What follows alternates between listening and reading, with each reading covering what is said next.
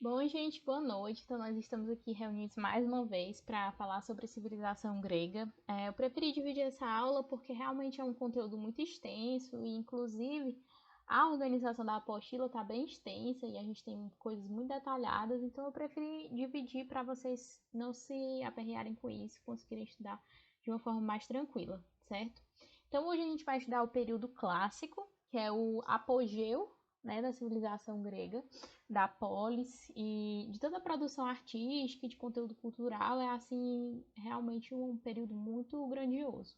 E a gente também vai estudar o período helenístico, que é o período de decadência da polis, onde a gente vai ver a Grécia Antiga dominada pelo Império Macedônico, principalmente pela figura de Alexandre o Grande. Mas a gente vai aprofundar um pouco mais no decorrer da aula, tá certo? Então vamos lá, período clássico. Lembrando que, com relação a esses inícios de data, de período, de demarcação desses períodos, a gente tem algumas divergências, principalmente porque não é aquela coisa tão precisa assim. Então vamos lá. Dentro do período clássico, a gente vai ter algumas características principais, como eu comentei, a gente vai ter o apogeu da civilização grega, as maiores realizações culturais, então o que a gente tem de referência de arte, de tudo isso, vai estar localizado principalmente dentro desse período clássico, tá certo? A gente vai ter as guerras médicas, que são as guerras greco-pérsicas, que a gente tinha comentado inclusive na aula anterior e que a gente vem comentando desde a aula de Pérsia. Então vocês podem ver que realmente é um período assim de grande importância, certo? E a gente vai ver que Atenas vai exercer forte influência dentro desse período. Vai ser meio que como um modelo para as outras polis, para as outras cidades e estados gregas, certo? Então a gente vai ver um período bem áureo para a cidade de Atenas também. Principalmente após as reformas de Clístenes, como a gente estudou aula passada, tá certo? Então vamos lá. A Primeira Guerra Médica, ela vai ser liderada pela figura de Dário I, certo? Ainda lá no período de Dário I. O exército persa, ele era mais numeroso, mais poderoso, entretanto, eles vão ser derrotados na planície de Maratona pelo exército grego. Isso vai fazer com que o exército, com que a cidade de Atenas, ela ganhe mais prestígio, ganhe mais poder e vá puxando essa centralização do poder cada vez mais para ela. Então, a cidade de Atenas vai ganhar mais destaque dentro desse contexto. O exército ateniense vai ser vitorioso, principalmente por conta desse prestígio e pela concentração de poder que já existia, mas vai ser uma coisa crescente. Então a gente vai ter a Segunda Guerra Médica, que foi que a gente comentou na aula passada, certo? Já na figura de Xerxes. Xerxes era filho de Dário, e a gente vai ter um exército persa muito numeroso, um exército com mais de 100 mil homens. Alguns relatos citam até mesmo 200 mil homens, mas é uma coisa um pouco imprecisa. A gente vai ter, relembrando da aula passada que a gente estava conversando sobre Esparta, a chamada Batalha de Termópilas, que é aquela batalha que vai acontecer no desfiladeiro, onde o exército espartano, na figura do rei Leônidas e os 300 de Esparta, lá do filme, que junto com outras forças gregas vão conseguir retardar o avanço das forças persas, certo? Eles vão segurar por alguns dias essas forças persas nesse desfiladeiro, nesse lugar mais estreito, que era estratégico para eles que estavam lá em bem menor número, eram mais de 1.000 homens, mas não chegavam a 100 mil homens, longe disso. Então, eles vão ficar lá resguardando essa passagem até que, por fim, esses homens vão cair. E isso vai permitir que a cidade de Atenas ela seja invadida e saqueada. A gente vai ter, inclusive, a destruição de alguns monumentos muito importantes, alguns templos e tudo isso. A cidade de Atenas posteriormente vai ser reconstruída. Mas deu tempo de retirar algumas forças habitantes para a ilha de Salamina. E após isso, a gente vai ter a famosa Batalha Naval de Salamina, que é quando a gente vai ter a vitória que vai ser definitiva para a virada da guerra e para o retorno de Xerxes para sua terra natal, e que vai representar a grande derrota persa, certo? Então isso vai acontecer porque os persas eles tinham problemas para receber suprimentos.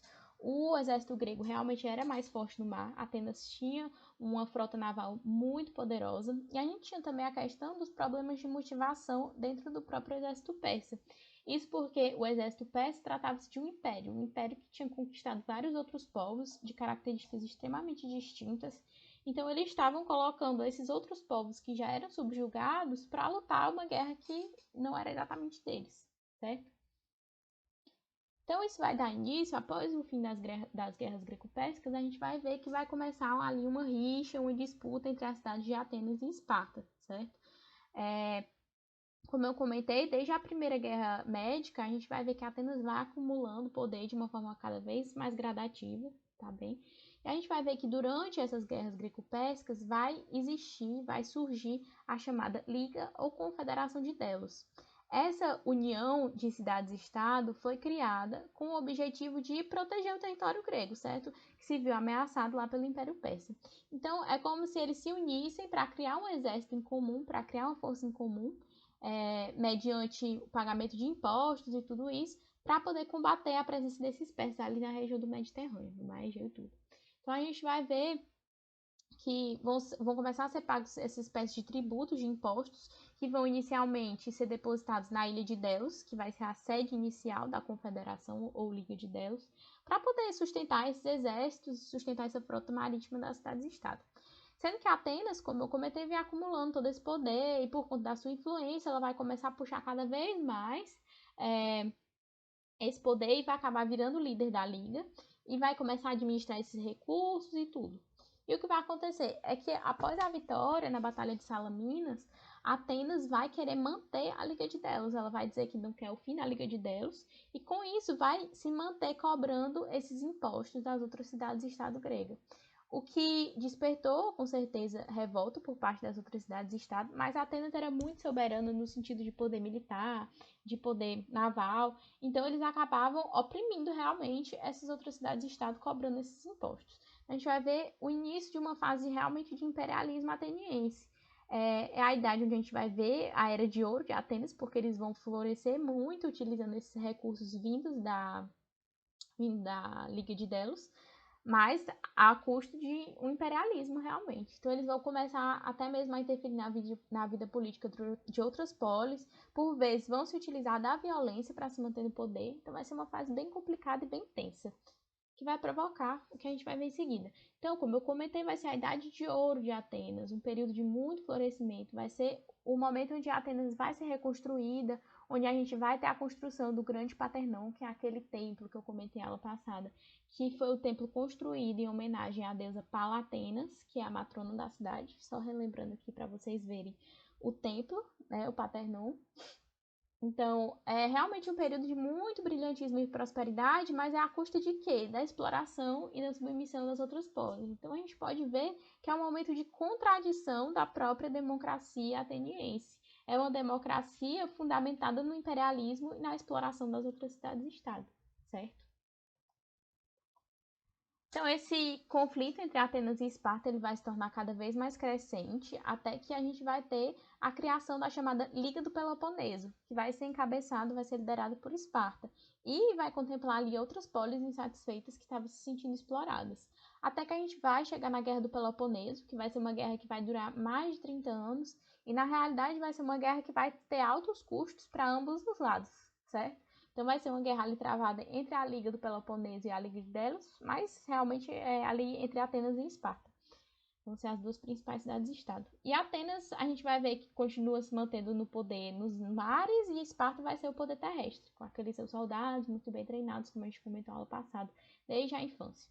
E a gente vai acabar vendo uma vitória espartana. Essa vitória espartana vai durar por algum tempo, depois a gente vai ver que Tebas, a cidade-estado de Tebas, vai tomar o poder, mas vai ser um período realmente de instabilidade. Então a gente vai ver o fim da democracia ateniense e Esparta, como a gente comentou na aula passada, vai se manter ali na base do poder oligárquico, o poder da elite, o poder de poucas pessoas descendentes lá daqueles dominadores, lá do início, os dominadores dórios no poder. Então eles vão tentar meio que implementar esse modelo por toda a Grécia, mas não vai obter muito sucesso.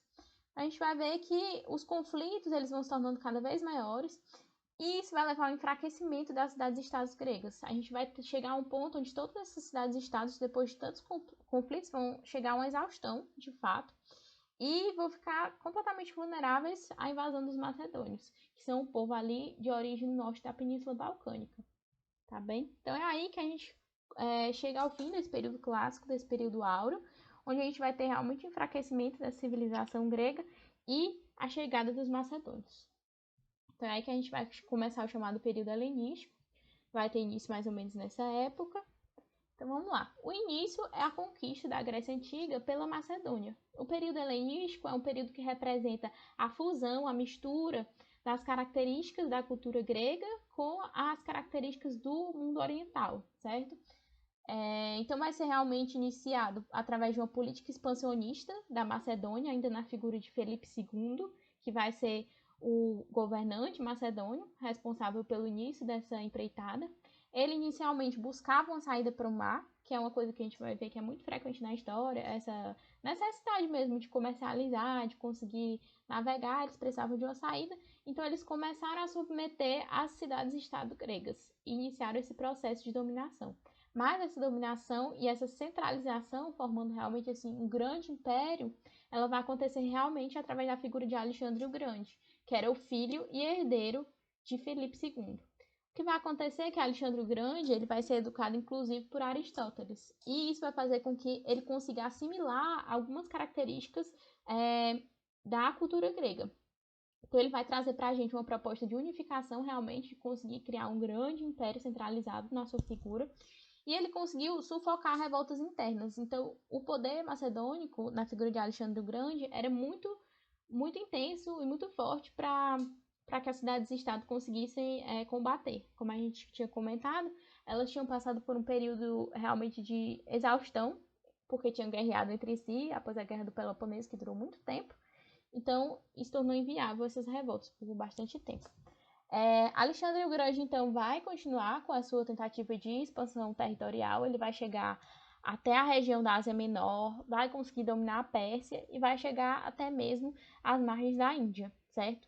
Ele vai falecer relativamente cedo, aos 33 anos, mas a verdade é que ele vai conseguir o maior dos feitos, que é a difusão da cultura grega pelo Oriente.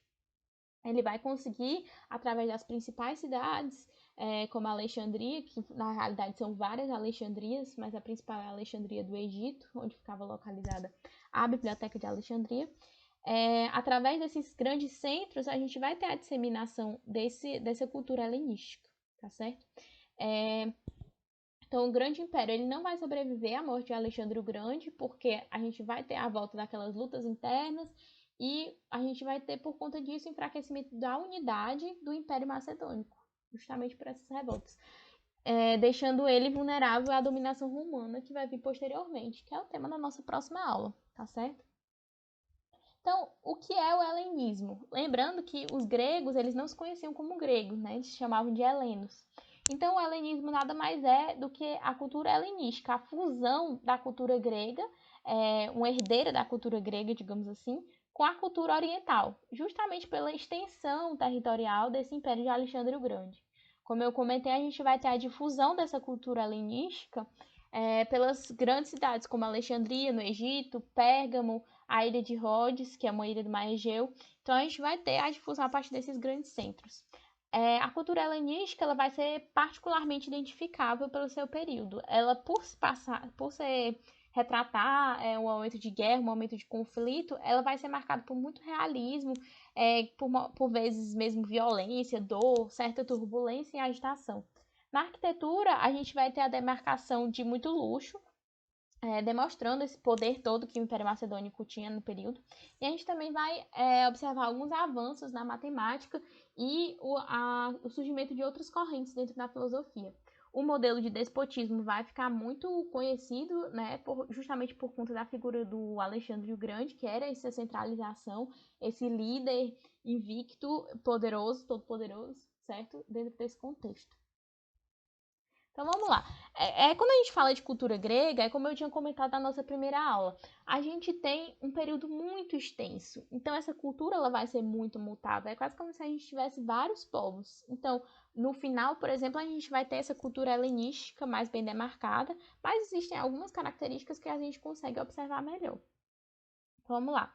Sobre religião, eu conversei com o professor César de português e a gente combinou de gravar uma outra aula separada para poder aprofundar um pouco mais sobre esse assunto de religião e mitologia grega, porque realmente é um tema muito interessante e a gente tem um interesse particular nessa área.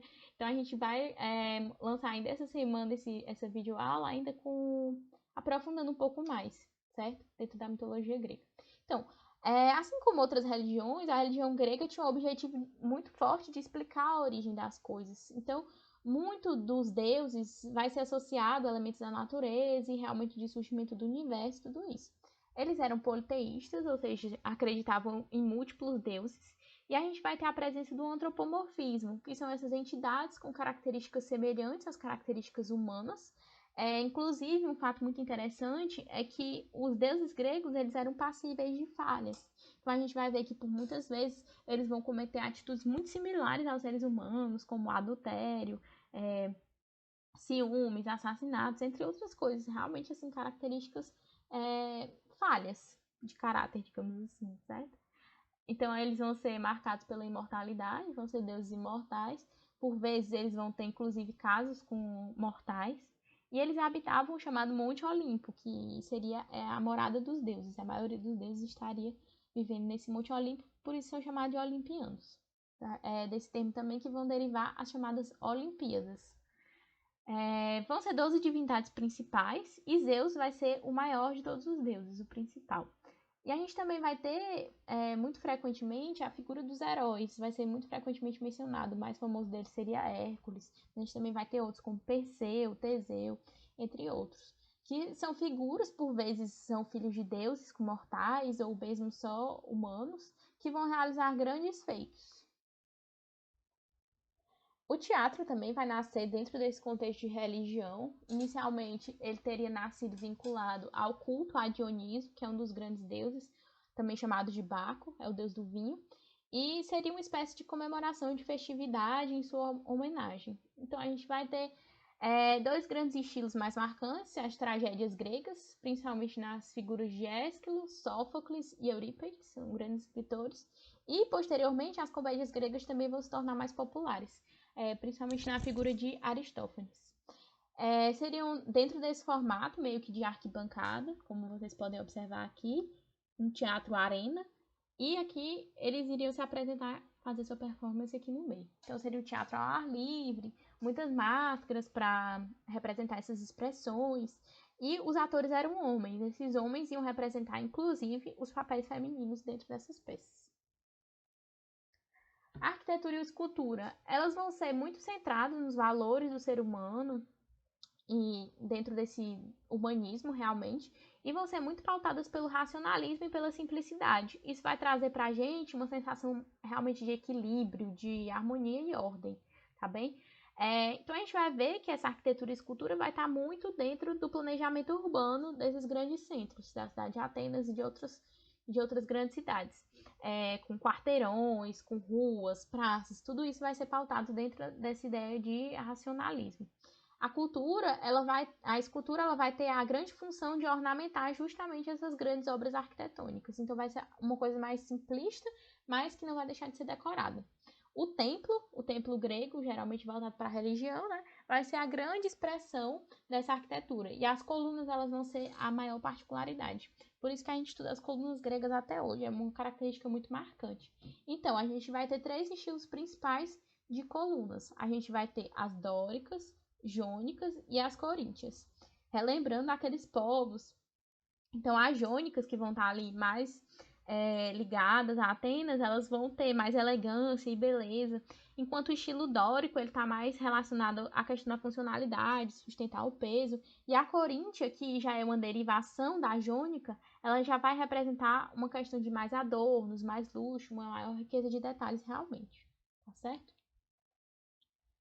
Com relação à filosofia, eu não vou me aprofundar muito dentro dessa parte de filosofia.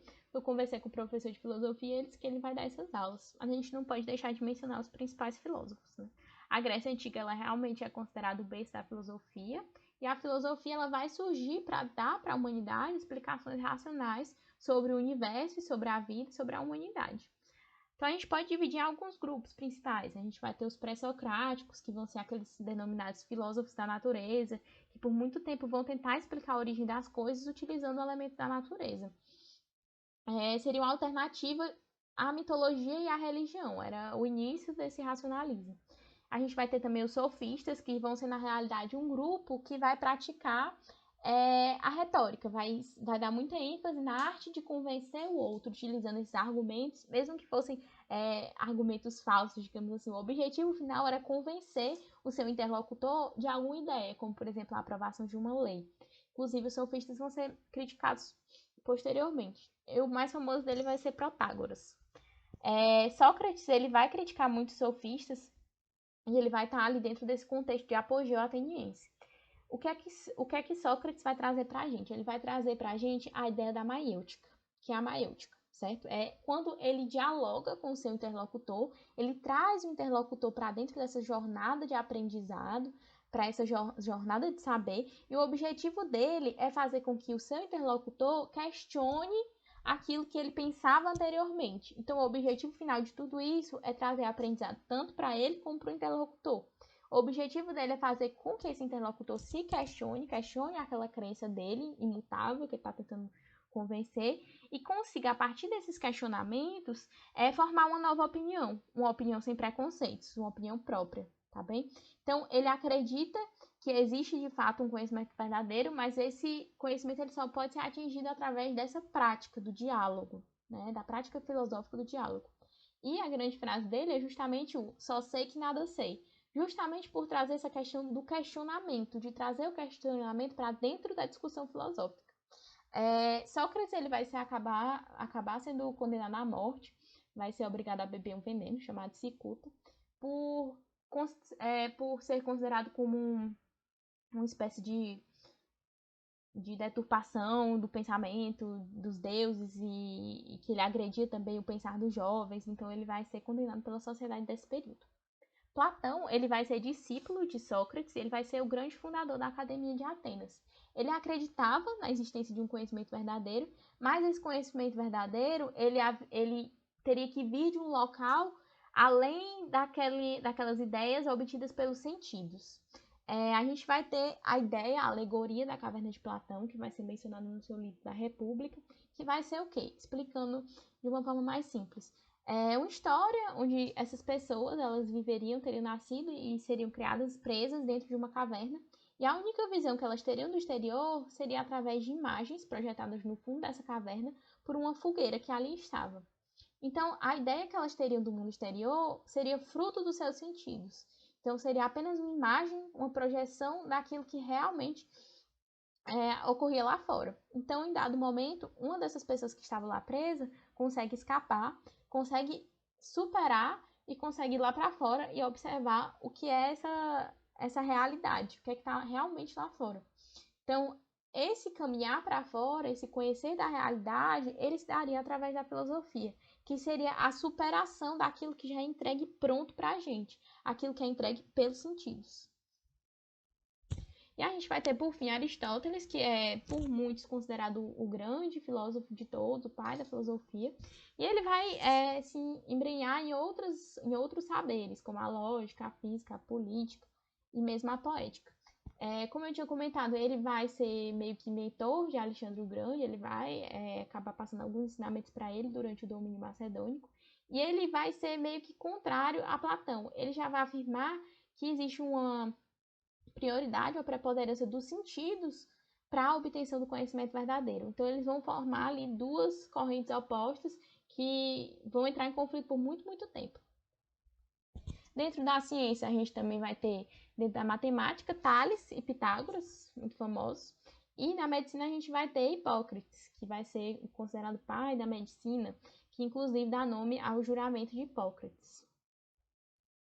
Dentro da literatura, a gente vai ter alguns poemas mais conhecidos, como os poemas homéricos, que, como a gente tinha comentado anteriormente, é de valor histórico, de certa forma sim, porque representa o modo de viver de um povo, né? E também traz para a gente esses elementos religiosos e mitológicos.